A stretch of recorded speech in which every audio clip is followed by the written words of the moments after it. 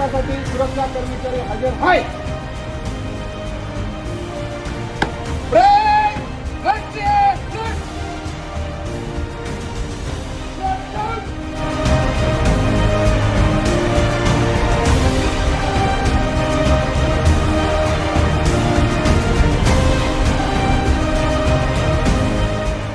राज्यातील तब्बल 307 कृषी उत्पन्न बाजार समित्यांना शिस्तबद्ध व डिजिटल करण्याच्या उद्देशाने राज्य सरकारने मुंबई एपीएमसीचे सचिव शरद झरे यांची पणन संचालक पदावर नियुक्ती केली आहे. या पार्श्वभूमीवर मुंबई कृषी उत्पन्न बाजार समितीच्या अधिकारी व कर्मचारी संघटनेतर्फे एपीएमसी प्रशासकीय इमारतीत भव्य सत्कार समारंभाचे आयोजन करण्यात आले. या समारंभात शरद झरे यांचा सत्कार करण्यात आला. यावेळी अधिकारी व कर्मचाऱ्यांनी आपल्या भावना व्यक्त करत त्यांच्या कार्याचे कौतुक केले. सत्काराला उत्तर देताना पणन संचालक शरद झरे यांनी सर्वांना मार्गदर्शन करताना सांगितले की तुम्ही ज्या पद्धतीने आतापर्यंत बाजार समितीचे उत्पन्न वाढवले त्यात जोमाने पुढेही काम करा.